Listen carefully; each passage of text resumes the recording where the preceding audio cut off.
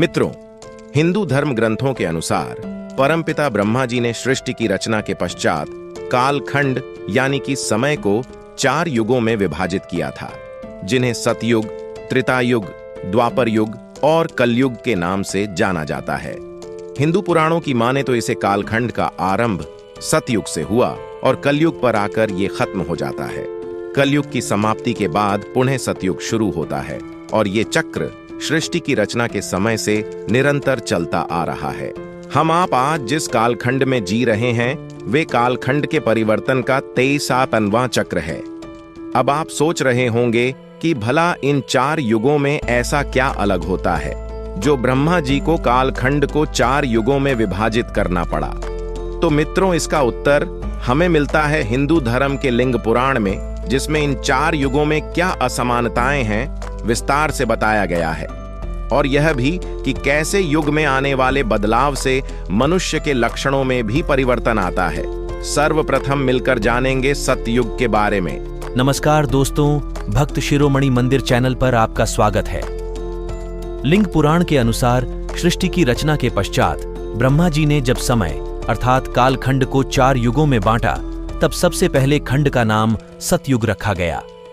इसके बाद के कालखंड का नाम त्रेता, फिर द्वापर और फिर अंतिम कालखंड का नाम कलयुग रखा गया। पहले कालखंड यानी कि सतयुग में सभी मनुष्यों का एक ही धर्म होता है और वह धर्म है स्वार्थ का त्याग, यानी कि सतयुग के मनुष्यों में कोई भी स्वार्थी नहीं होता, सभी एक दूसरे की मदद किया करते हैं। उस युग में किसी भी मनुष्य को किसी भी तरह की कोई बीमारी नहीं होती थी, जिसका कारण होता है कि सतयुग में मनुष्य अपनी सभी इंद्रियों को संयम में रखता है। कोई किसी के गुणों में दोष नहीं देखता। इतना ही नहीं, सतयुग के मनुष्य कभी भी दुखी नहीं होते, जिसकी वजह से उनकी आंखों से आंसू भी नहीं निकलते। उस युग में ना किसी में घमंड होता है और ना ही कोई अन्य विकार। मनुष्य आपस में लड़ते नहीं हैं और सभी प्रेम से रहते हैं। इस ग्रंथ में आगे बताया गया है कि सतयुग के मनुष्य बड़े ही फुर्तीले होते हैं। आलस्य क्या होता है इस युग में लोग जानते ही नहीं। सतयुग के मनुष्यों की सबसे बड़ी खासियत यह हुआ करती है कि वे ना तो किसी से द्वेष रखते हैं और ना ही किसी की चुगली करते हैं, ना ही किसी से ईर्ष्या और ना ही कोई एक दूसरे से बलवान समझता है। सतयुग में सभी मनुष्य अपने अपने कर्तव्यों का पालन करते हैं। सतयुग में सभी वर्णों के मनुष्य परब्रह्म परमात्मा के उद्देश्य से सभी अनुष्ठान कर सकते हैं। इस युग के सभी मनुष्यों का अधिकतर समय धर्म कर्म करने में ही व्यतीत होता है।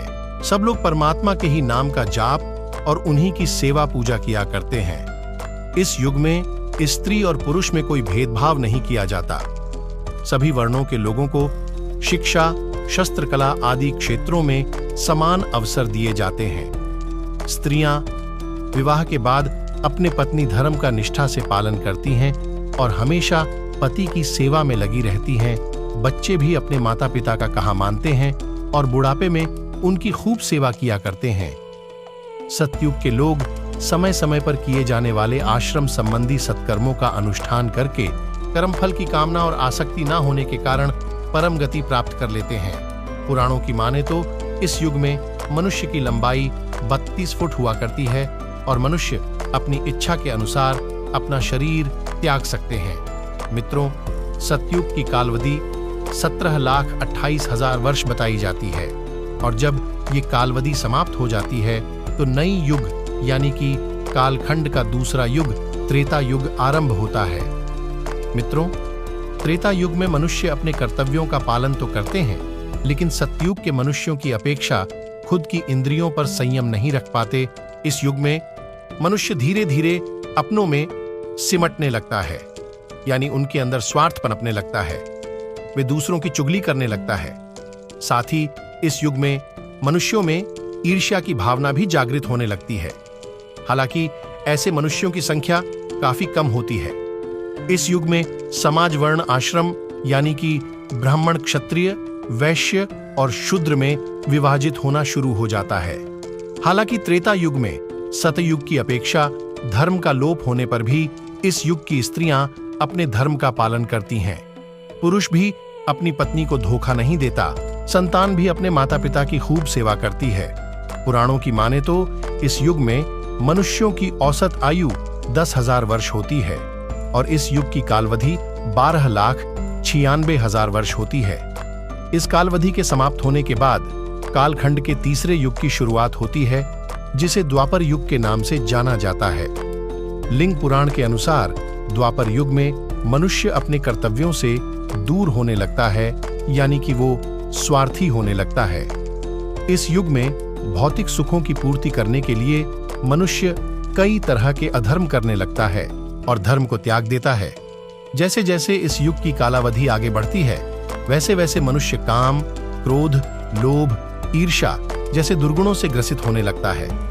इस युग में लोगों की पहचान कर्म से नहीं होती, बल्कि जन्म से की जाती है। अर्थात इस युग में ब्राह्मण का बेटा ब्राह्मण, क्षत्रिय का बेटा क्षत्रिय, वैश्य की संतान वैश्य और शूद्र की संतान शूद्र ही कहलाती है। सतयुग की तरह इस युग में शूद्रों को वेद पढ़ने की आजादी नहीं मिलती और न ही क्षत्रियों की तरह शस्त्र चलाने की। अर्थात द्वापर युग में समाज पूर्णतः जातियों में बंट जाता है। लोगों को दूसरों के साथ साथ अपनों से भी ईर्ष्या होने लगती है। द्वापर युग का मनुष्य स्त्रियों को अपनी संपत्ति समझने लगता है। इस युग का मनुष्य अपनी इंद्रियों पर संयम नहीं रख पाता, जिस वजह से समाज में कई तरह के अधर्म होने लगते हैं। स्त्रियों की इज्जत के साथ खेला जाता है और संतान भी अपने माँ बाप की आज्ञा का पालन नहीं करती। और मित्रों, यही सारी वजह थी कि इस युग में महाभारत जैसा महायुद्ध भी हुआ था। देखे तो इस युद्ध का मूल कारण वही सब था जो लिंग पुराण में बताया गया है।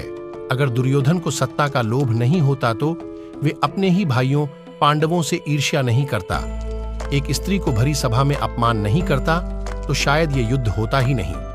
खैर, पुराणोों की माने तो इस युग में मनुष्यों की आयु 1,000 वर्ष हुआ करती है और इस युग की काल अवधि 8,64,000 वर्ष होती है और इस अवधि के समाप्त होने पर ही कालखंड का अंतिम युग यानी कि कलयुग आरंभ होता है।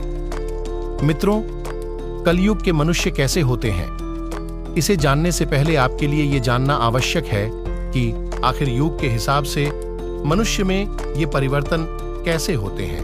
दरअसल सतयुग में धर्म का आधार 4 पैर पर होता है, जो त्रेता में 3 पैर वाला, द्वापर में 2 पैर वाला और कलयुग में सिर्फ 1 पैर वाला रह जाता है। धर्म के लोप होने के कारण मनुष्यों की प्रवृत्ति में भी बदलाव होने लगता है, जिसकी वजह से मनुष्यों में युग के हिसाब से काम, क्लेश, शरीर, रोग तथा द्वंद्व बढ़ने लगता है। इसी अनुपात में वेद शास्त्रों को मनुष्य त्यागने लगता है और अंतिम कालखंड यानी कि जब कलयुग आता है तो कलयुग में मनुष्य माया, असूया और तपस्याओं का वध करने लगते हैं। इस युग में मनुष्य अधार्मिक, अनाचारी, महाक्रोधी और अल्प बुद्धि वाले होते हैं।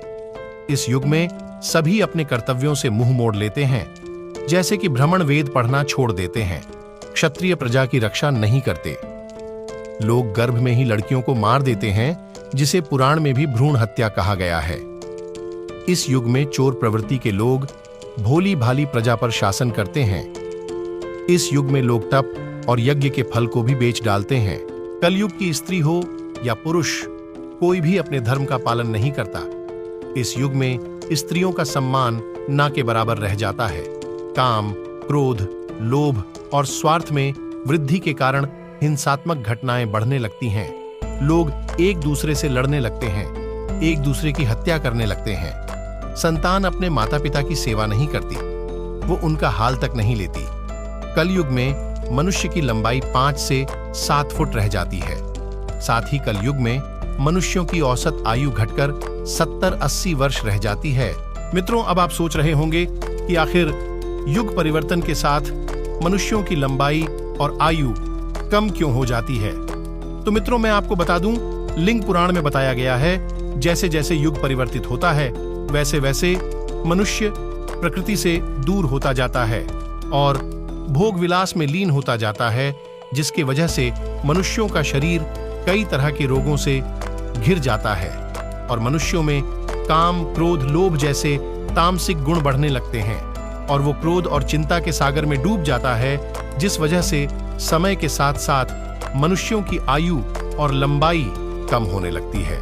इस पुराण में कलयुग के अवधि को 4,32,000 वर्ष बताया गया है और जब ये अवधि समाप्त होती है तब सृष्टि के एक नए चक्र का आरंभ होता है और एक बार पुनः सतयुग आरंभ होता है। चारों युगों में कलयुग को वैसे तो सबसे शापित युग बताया गया है, लेकिन मित्रों, कल युग की सबसे बड़ी खासियत ये है कि कल युग में सिर्फ एक दिन किया हुआ धर्म का काम सतयुग में 10 वर्ष, त्रेता में 1 वर्ष और द्वापर में 1 माह किए गए धर्म के बराबर होता है। और इस कल युग में हरि का नाम मात्र लेने से ही मनुष्यों को मुक्ति मिल जाती है। फिलहाल मित्रों, युगों की ये कथा यही समाप्त होती है। अगर आपको लिंग पुराण में बताई गई ये बातें अच्छी लगी हों तो इस वीडियो को ज्यादा से ज्यादा लाइक और शेयर करें। साथ ही अगर आप हमारे चैनल पर पहली बार आए हैं तो चैनल को सब्सक्राइब जरूर कर लें और ऐसी ही धार्मिक और आध्यात्मिक वीडियो के लिए बेल आइकन भी जरूर दबा लें। आज के लिए बस इतना ही, मिलते हैं किसी नई वीडियो में। धन्यवाद।